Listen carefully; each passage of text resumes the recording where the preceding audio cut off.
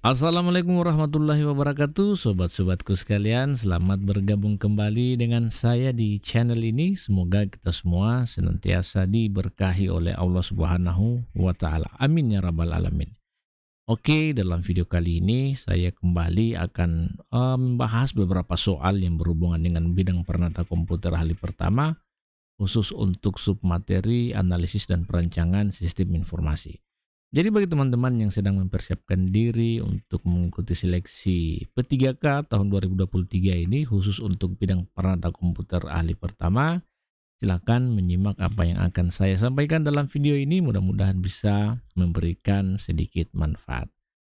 Jadi tanpa perlu berlama-lama lagi, langsung saja kita lihat contoh-contoh soalnya. Kita mulai dengan soal nomor 1. Saya akan bacakan untuk teman-teman sekalian. Seperti ini soalnya. Berikut ini yang bukan merupakan metode dalam perancangan sistem informasi adalah titik-titik. Kita coba lihat opsinya ya. A. Metode sequential linear. B. Metode prototype. C. Metode RAD. D. Metode usability. Jawaban yang benar untuk soal nomor 1 ini tentu saja adalah D ya. Jadi yang bukan merupakan metode dalam perancangan sistem informasi itu adalah metode usability. Nah, teman-teman bisa melihat di sini bahwasanya setidaknya ada 6 metode dalam perancangan sistem ya. Pertama ada metode sequential linear atau biasa dikenal dengan waterfall development model, kemudian ada metode prototype, kemudian ada rapid application development atau RAD, kemudian ada evolutionary development, ada framework the application of system thinking, dan ada metode System Development Life Cycle atau SLDC. Nah, terkait dengan penjelasan dari tiap-tiap metode, teman-teman bisa langsung searching di Google ya. Di sana banyak sekali penjelasan terkait dengan materi ini. Oke, selanjutnya kita akan lihat soal nomor 2. Saya akan bacakan lagi untuk teman-teman. Perancangan sistem merupakan pengembangan sistem informasi baru berdasarkan hasil dari analisis kebutuhan. Oleh karena itu, sasaran yang harus dicapai dalam perancangan sistem ini adalah titik-titik. A. Desain sistem harus memberikan komponen sistem informasi secara rinci. B. Desain sistem harus dibuat secara ringkas dengan biaya murah. C. Desain sistem harus memenuhi kebutuhan user tanpa terkecuali. D. Semua jawaban benar. Nah, untuk model pertanyaan seperti ini, saya ingatkan agar teman-teman hati-hati dalam memilih jawaban. Jangan selalu terkecoh dengan opsi yang menyatakan semua jawaban benar, tapi cermati setiap opsi yang ada. Karena bisa jadi opsi A, B, C adalah salah satu dari ini yang benar. Nah, untuk soal nomor 2, jawaban yang benar itu tentu saja adalah A ya. Jadi sasaran yang harus dicapai dalam perancangan sistem informasi itu adalah desain sistem harus memberikan komponen sistem informasi secara rinci. Lebih lengkapnya teman-teman bisa perhatikan di sini bahwasanya ada 4 sasaran yang harus dicapai dalam perancangan sistem. Pertama, desain sistem harus berguna, mudah dipahami dan digunakan, data harus mudah ditangkap, metode harus mudah diterapkan, informasi mudah dihasilkan dan mudah dipahami. Kemudian yang kedua, desain sistem harus mendukung tujuan utama perusahaan. Yang ketiga, desain sistem harus efisien dan efektif. Kemudian yang keempat, desain sistem harus memberikan komponen sistem informasi secara rinci yang meliputi data, informasi, media penyimpanan, prosedur yang digunakan, sumber daya manusia yang dibutuhkan, perangkat keras, perangkat lunak, dan pengendaliannya. Ya, mudah-mudahan teman-teman bisa memahami dengan baik pertanyaan nomor 2 ini, sehingga apabila soal seperti ini muncul dalam ujian, teman-teman bisa menjawabnya dengan benar. Oke, selanjutnya kita akan lihat pertanyaan nomor 3. Penguraian dari suatu sistem informasi yang utuh ke dalam bagian-bagian komponennya dengan maksud untuk mengidentifikasikan dan mengevaluasi permasalahan, kesempatan, hambatan yang terjadi dan kebutuhan yang diharapkan sehingga dapat diusulkan perbaikan. Hal ini merupakan pengertian dari titik-titik. A. Analisis sistem, B. Perencanaan sistem, C. Desain sistem, dan D. Sistem informasi. Untuk soal nomor 3 ini jawabannya adalah tentu saja A ya. Jadi ini merupakan pengertian dari analisis sistem. Nah, seperti yang teman-teman bisa lihat di sini bahwasanya secara umum analisis sistem atau sistem analisis itu bisa diartikan sebagai suatu teknik atau metode pemecahan masalah dengan cara menguraikan sistem ke dalam komponen-komponen pembentuknya untuk mengetahui bagaimana komponen-komponen tersebut bekerja dan saling berinteraksi satu sama lain untuk mencapai tujuan sistem. Jadi sistem analisis ini biasanya dilakukan dalam membuat sistem desain. Kemudian kita lihat soal nomor 4. Perhatikan pernyataan berikut ini. 1. Menentukan lingkup sistem. 2. Mengumpulkan fakta. 3. Menganalisis fakta. 4. Memproses data. Pertanyaannya, tugas utama dari menganalisis sistem ditunjukkan oleh titik-titik. A. 1, 2, dan 3. B. 1, 2, dan 4. C. 1, 3, dan 4. D. 2, 3, dan 4. Nomor 4 ini kalau teman-teman sudah pernah membaca materi tentang analisis dan desain sistem, teman-teman pasti sangat paham dengan jawabannya. Nah, untuk nomor 4 jawabannya tentu saja adalah A ya. Jadi tugas utama dari menganalisis sistem itu ditunjukkan oleh pernyataan nomor 1, 2, dan 3 ya.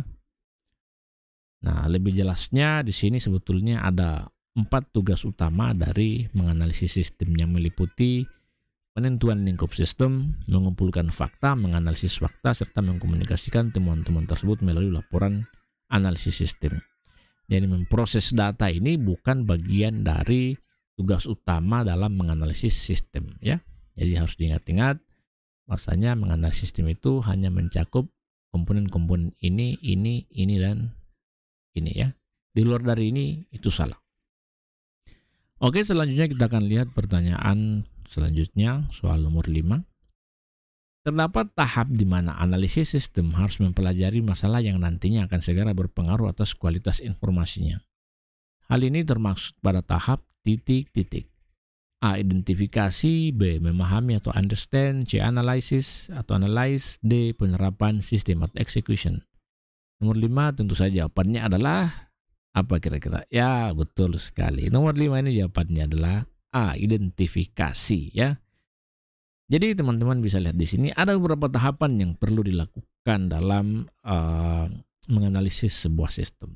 Pertama dimulai dengan tahap identifikasi. Ya, dalam proses ini yang dilakukan itu adalah mengidentifikasi masalah yang terdapat dalam sistem tersebut. Ya, seperti yang ditanyakan pada soal nomor 5 ini. Kemudian yang kedua memahami atau understand ya. Maksud dari memahami adalah memahami cara kerja dari sistem yang sudah berjalan. Kemudian yang ketiga analisis. Ya, di sini kita mulai melakukan analisis terhadap sistem yang sudah diidentifikasi dan dipahami. Jadi ketika sistem itu sudah diidentifikasi dan sudah dipahami maka masuk pada tahap analisis. Dan setelah itu ada penerapan sistem atau execution. Dalam tahap ini, sistem mulai dijalankan sesuai dengan hasil analisis yang telah dibuat. Dan yang terakhir adalah laporan serta evaluasi. Jadi di sini sistem dievaluasi, kemudian kita buatkan laporannya terkait dengan hasil pengamatan kita pada sistem yang sudah dijalankan. Ya, jadi diingat-ingat tahapan-tahapannya. Mudah-mudahan kalau pertanyaan seperti ini muncul, teman-teman bisa menjawabnya dengan benar. Selanjutnya kita akan lihat soal nomor 6. Menggambarkan pandangan mengenai masukan, proses, dan keluaran sistem yang berhubungan dengan masukan, proses, dan keluaran serta merepresentasikan dan menganalisis prosedur-prosedur mendetail dalam sistem yang lebih besar disebut titik-titik.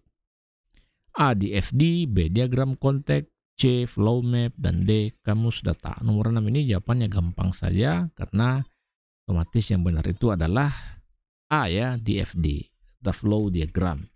Jadi data flow diagram ini secara sederhana diartikan sebagai diagram yang menggambarkan aliran informasi atau data dari bentuk input menjadi sebuah output. Jadi bisa juga dikatakan bahwa DFD ini merupakan representasi grafik dari sebuah sistem. Dia menggambarkan komponen-komponen sebuah sistem, aliran-aliran data yang ada di antara komponen-komponen tersebut. Asal, tujuan, dan penyimpanan dari data tersebut. Kemudian DFD ini banyak digunakan oleh pengguna sistem karena diagram yang dihasilkan lebih jelas dan terstruktur ya. Selanjutnya pertanyaan nomor 7. Perhatikan pernyataan berikut ini. Jadi simak baik-baik pernyataan berikut ini ya. 1. Menyiapkan rancangan sistem yang terinci. 2. Mengumpulkan data dari berbagai sumber. 3. Mengidentifikasi berbagai alternatif konfigurasi sistem. 4. Mengolah informasi yang ada. 5. Mengevaluasi berbagai alternatif konfigurasi sistem. Pertanyaannya, langkah-langkah umum dalam tahapan perancangan sistem adalah titik-titik. A. Nomor 1, 2, dan 3. B. Nomor 1, 3, dan 5. C. Nomor 2, 3, dan 5. D. Nomor 1, 2, dan 4. Untuk soal seperti ini, mau tidak mau teman-teman harus bisa menghafalkan atau memahami betul langkah-langkah yang ada dalam tahapan perancangan sistem. Karena kapan teman-teman tidak memahaminya atau tidak menghafalnya, maka otomatis ketika opsi-opsi pernyataan seperti ini dimunculkan, maka teman-teman bisa saja salah dalam memberikan jawaban. Untuk soal nomor 7 ini, jawaban yang benar adalah opsi B, yaitu nomor 1, 3, dan 5. Jadi langkah-langkah umum dalam tahapan perancangan sistem itu ditunjukkan oleh nomor 1, 3, dan 5. Teman-teman bisa lihat di sini secara lengkapnya bahwa ada 5 langkah umum yang harus dilakukan pada tahap perancangan sistem.